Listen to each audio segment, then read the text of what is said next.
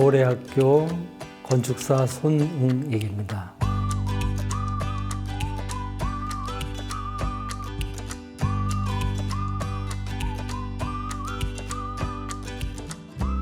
안녕하십니까. 중앙일보 도래의 작은 집 이야기를 쓰고 있는 건축가 손웅익입니다.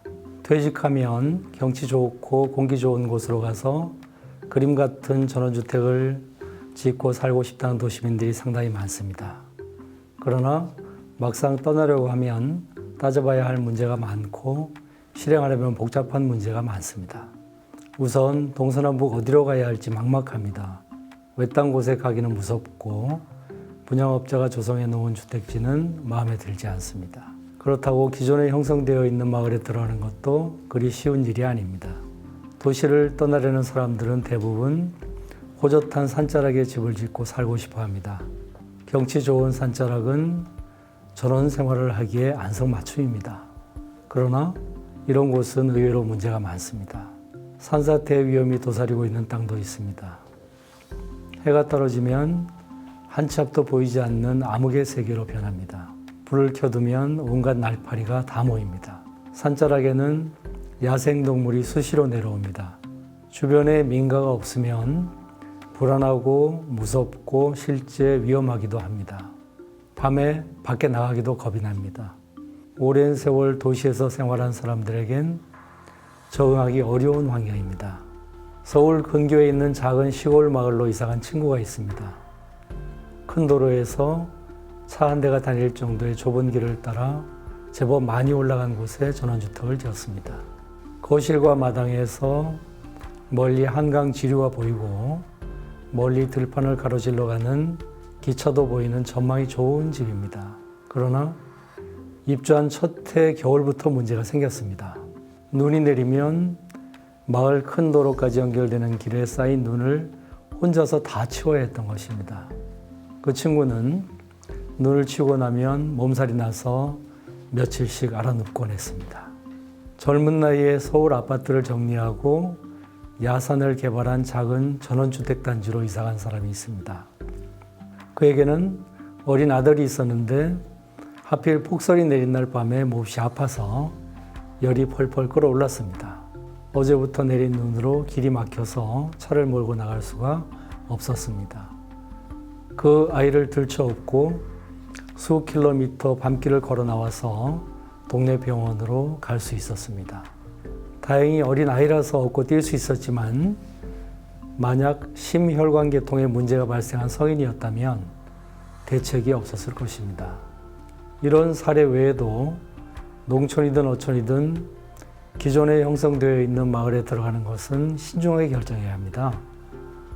동네마다 토박이들이 오랜 세월 만들어 놓은 질서와 규범이 있습니다. 그것을 이해하고 그들과 동화되려면 많은 노력이 필요합니다. 수년간 마을 대소사를 찾아다니고 농번기 때 이 집 저 집 봉사를 하러 다닌 후에야 그들의 세계로 들어가는 경우도 많습니다. 그들에게 도시민은 이방인입니다. 그 이방인들은 농사를 소일거리로 생각하고 바다는 낭만으로 생각합니다. 누군가에게는 생계수단이고 또 누군가에게는 취미생활인 현실이 소통을 힘들게 합니다. 전원생활에 실패하고 다시 도시로 돌아오는 사람들도 많습니다. 그들 중에 상당수는 기존 마을 주민들과의 불화가 원인인 경우가 많습니다. 게다가 지금 지방마을은 초고령 사회로 접어든 지 오래되었습니다. 어떤 마을은 온통 노인들만 살고 있고 빈집도 많습니다. 편의시설이나 의료시설이 없는 곳도 많습니다. 머지않아 많은 지방마을은 소멸될 것입니다. 그러면 도대체 어디로 가야 할까요? 기존 마을과 그리 멀지 않은 곳에 규모가 좀 큰 전원주택 마을이라면 좋겠다는 생각입니다.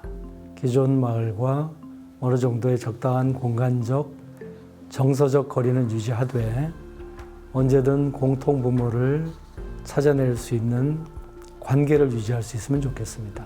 마을에서 그리 멀지 않은 곳에 유원지나 관광지 등 외지 사람들이 수시로 찾는 시설이 하나라도 있어야 합니다. 외지인들이 자주 왕래한다는 것만으로도 그 마을이 활기가 있고 더 발전할 수 있는 잠재력을 가지기 때문입니다. 주변 산은 너무 높지 않고 지형이 편안하면 좋겠습니다. 특히 인근 도로와 연결되는 간선 도로망이 멀지 않다면 도시에서의 거리는 별로 문제될 것이 없습니다.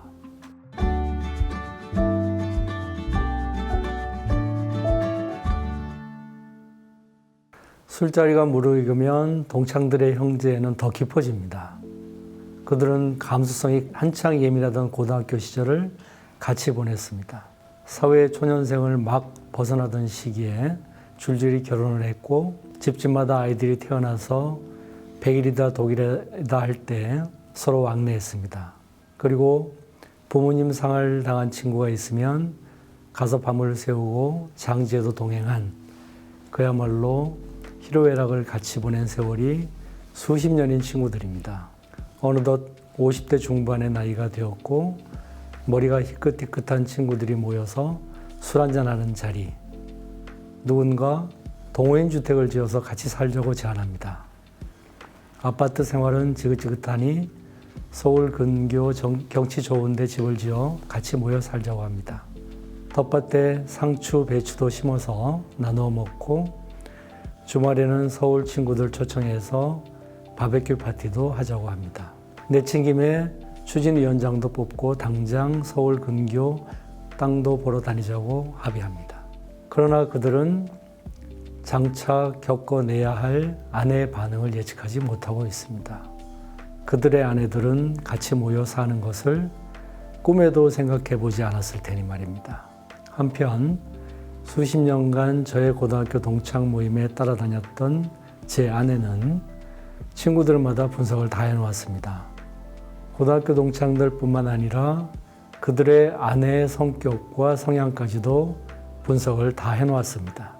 이런 평가를 받는 그들은 수십 년 동안 형제처럼 지낸 친구들입니다. 그런데 아내의 분석을 듣고 있자니 고등학교 동창들이 모의한 동호인 주택 이야기를 도저히 꺼낼 수가 없습니다. 끼리끼리는 아주 친하고 끈끈하게 살 수 있습니다.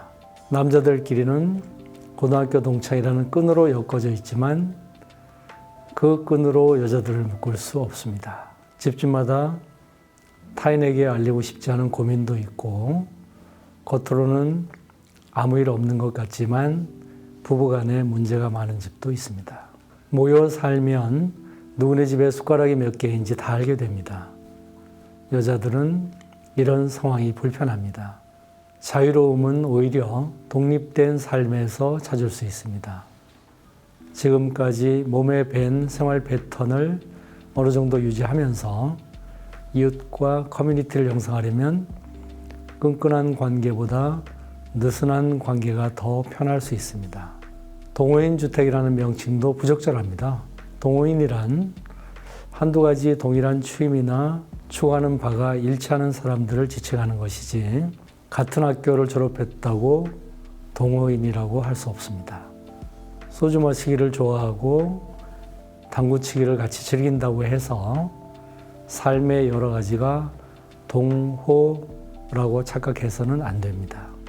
아예 처음부터 나하고는 모든 것이 다를 것이라는 가정하에 잘 모르는 사람들과 모든 면에서 다름을 인정하고 같이 살기로 작정했다면 오히려 문제 해결이 쉬울 것입니다.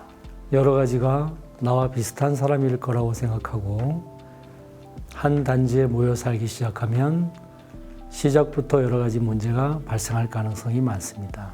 떠나고 싶을 때 언제든 더 좋은 곳으로 떠날 수 있고 내가 원할 때 이웃과도 적당한 거리를 유지하면서 왕래할 수 있는 정도의 관계를 형성하는 것이 좋습니다. 그러니 친구 따라 강남 가면 안 됩니다.